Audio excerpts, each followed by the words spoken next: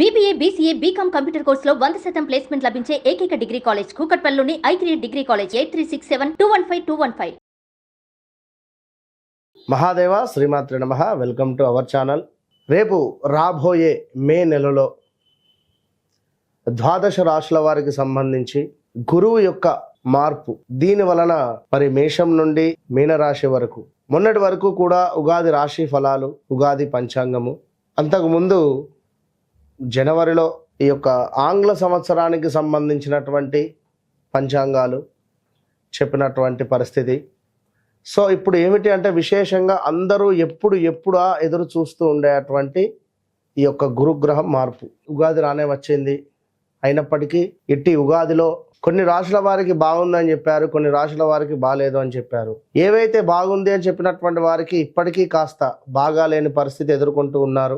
చాలా అంటే చాలా పెద్ద గ్రహము గురుగ్రహము. మనకు 2024 3వ నెల 4వ నెలలో మార్పు చెందినటువంటి గ్రహము. మరలా 2025లో మేలో 14వ తారీఖు రోజు తన యొక్క గమ్యాన్ని మార్చుకోబోతున్నది, మిథునంలోకి ప్రవేశం జరగబోతూ ఉన్నది. ప్రజెంట్గా ఇప్పుడు వృషభంలో ఉండేటువంటి గురుగ్రహము మిథున రాశిలోకి ప్రవేశించబోతూ ఉన్నది. ఎట్ ద సేమ్ టైం రాహుకేతువుల మార్పు కూడా ఇదే మే నెలలో జరుగుతూ ఉన్నది. సో ఒక శనైశ్చరుడు మారడము, ఒక గురుగ్రహము మారడము ఎంత అవసరమో, ఎట్ ద సేమ్ టైం రాహువు కేతువు మార్పు వలన చాలా అంటే చాలా ఎక్సలెంట్ మార్పులు రాబోతున్నవి ఈ యొక్క ద్వాదశ రాశులలో. అందులో ముఖ్యంగా మేషరాశి, మీనరాశి, ఎట్ ద సేమ్ టైం సింహరాశి. ఎవరికైతే బాగా లేవు అని అనుకునేటువంటి రాశులు ఉన్నాయో వారికి ఈ రాహుకేతువులు చాలా అంటే చాలా అద్భుతమైనటువంటి రిజల్ట్ని ఇవ్వబోతున్నారు. దానికంటే ముందు మరి ఈ యొక్క గురుగ్రహం మార్పు వలన ద్వాదశ రాశుల వారికి ఏ విధంగా ఉండబోతుందని తెలుసుకుందాం. ముఖ్యంగా ఒక మాట, చివరి మాట, గోచారములో గ్రహస్థితి, గ్రహచారంలో గ్రహస్థితి వేరువేరుగా ఉంటుంది. సో మీరు జన్మించినటువంటి సమయానికి ఏర్పడేటువంటిదే గ్రహస్థితి. ప్రజెంట్గా మారేటువంటి గ్రహాలు గోచారం. సో మీకంటూ ఒక డేట్ ఆఫ్ బర్త్, పుట్టిన సమయము అనేటువంటిది ఉంటుంది. దీన్ని బేస్ చేసుకొని 100% చూసుకుంటే 99% అక్యురేట్గా ఉంటుంది. మరొక మాట, జన్మనామము వేరుంటుంది, వ్యవహారిక నామము వేరుంటుంది ఇక్కడ చాలామందికి. సో ఈ రెండిటికి సంబంధించినటువంటి విషయంలో కూడా కొన్నిసార్లు ఇబ్బందులు ఎదుర్కొనేటువంటి పరిస్థితి ఉంటుంది.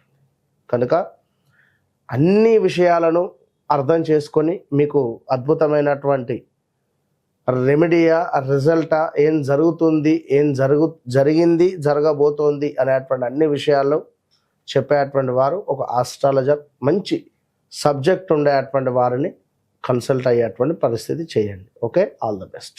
సో ప్రతిదీ కూడా సబ్జెక్టు పరంగా 100కు 100% అక్యురేట్గా చెప్పేటువంటి పరిస్థితి అమ్మవారి దయ వల్ల మనకున్నది.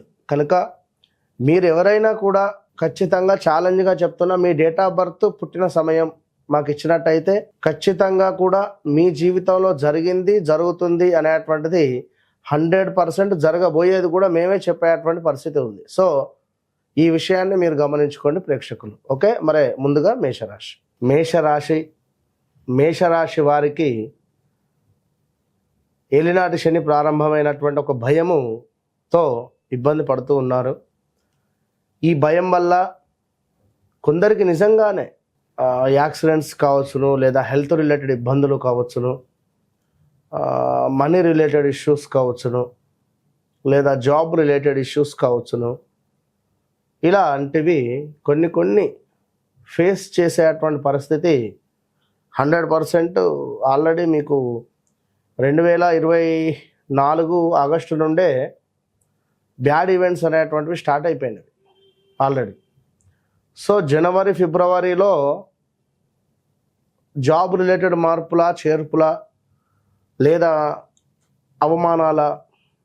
వాస్తవానికి మేషరాశి వారు అంటేనే ధర్మంగా ఉండేటువంటి వారు.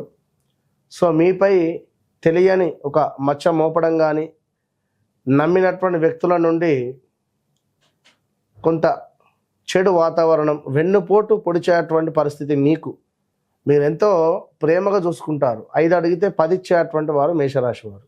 అలాంటి మీకే వెన్నుపోటు పొడిచినటువంటి దాఖలాలు. సో జాగ్రత్తగా ఉండండి. ఇప్పుడు మీకు గురుగ్రహము చాలా అనుకూలంగా మారబోతున్నది ఈ యొక్క మే 14వ తారీఖు నుండి కూడా. సో ముందుగానే మీకు చెప్పడం జరుగుతున్నది. సో ముఖ్యంగా ఈ యొక్క మేషరాశి వారిని చూసుకున్నట్టయితే పట్టుదల సడలింపు, అంటే కొన్ని ఖచ్చితంగా నాకు ఈ పని కావాలి, నాకు ఈ వస్తువు కావాలి, లేదా నేను ఇదైతేనే చదువుతాను, ఇలా పట్టుదలతో ఉండేటువంటి వారికి చూడండి, పిల్లలలో నాకు ఈ వాహనం కావాలి, లేదా ఈ ఫోన్ కావాలి, లేదా ఈ బట్టలే కావాలని కొంత పట్టుదలతో ఉంటారు. ఇప్పుడు ఒక వయసు వచ్చిన తర్వాత పట్టుదల అనేటువంటిది సడలింపు అయ్యేటువంటి పరిస్థితి. అందులో భాగంగా ఇప్పుడు ఈ 2025 ఈ మే నుండి ఈ గురువు మారుతున్నాడు. మనకు సుమారుగా సంవత్సరం పాటు మిథునంలో ఉంటాడు. అంటే మనకు 3వ భావము. పట్టుదల సడలింపు, అదేవిధంగా అనూహ్యమైనటువంటి చిన్న ప్రమాదాలు కూడా జరిగే పరిస్థితి ఉంది.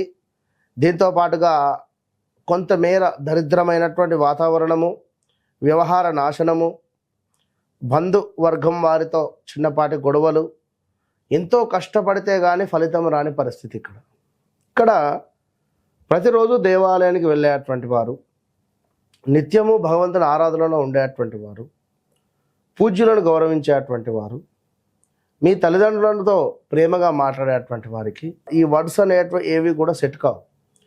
సో తరచూ భార్యాభర్తలు గొడవ పడేటువంటి వారు, మద్యం సేవించి నోటికి ఎంత వస్తే అంత మాట్లాడేటువంటి వారు కావచ్చును. సో అదేవిధంగా తల్లిదండ్రులను బాధ పెట్టేటువంటి వారు కావచ్చును, భార్యను కొట్టేటువంటి వారు కావచ్చును, వారికి ఇంకా ఇబ్బందికరమైనటువంటి సంఘటనలే ఉంటవి. అదైతే గుర్తుంచుకోండి. సో ఇక్కడ దరిద్రము అని అనాల్సి వచ్చింది. అలాంటి సిచ్యువేషన్ను మనం కోరుకుంటే అలాంటి పరిస్థితిలోకి వెళ్ళే పరిస్థితి ఉంటుంది.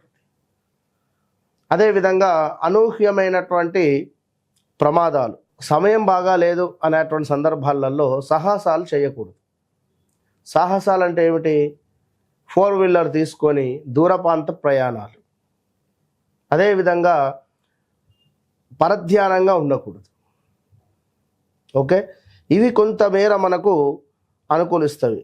బంధు విరోధము, బంధువులకు మనీ రిలేటెడ్ ఇష్యూస్తో మనీ ఇవ్వడం కానీ, మనీ రిలేటెడ్ లాల్లో ఉండడం కానీ, ఇలాంటివి చేయకుండా మాట సహాయం మాత్రమే చేస్తూ ఉండడం వల్ల మంచి ఫలితం ఉంటుంది. ఇక మరొక విషయం ఏమిటి అంటే శారీరక శ్రమ అని చెప్పడం జరుగుతున్నది. అంటే ఒక గంట పని చేస్తే అయిపోయేటువంటి దానికి 3 గంటలు పనిచేయాల్సి వస్తుంది. అధికంగా శ్రమిస్తే కానీ ఫలితం రాదు. శ్రమించండి. శ్రమిస్తే గురువు యొక్క అనుగ్రహం లభిస్తుంది. ఎట్ ద సేమ్ టైం శని యొక్క అనుగ్రహం కూడా లభిస్తుంది. అది గమనించుకోండి. వివాహం కాని వారికి తప్పకుండా వివాహం జరిగేటువంటి పరిస్థితి గోచరిస్తుంది. మేషరాశి వారికి సంతానం కాని వారికి సంతానం అయ్యేటువంటి పరిస్థితి కూడా గోచరిస్తుంది.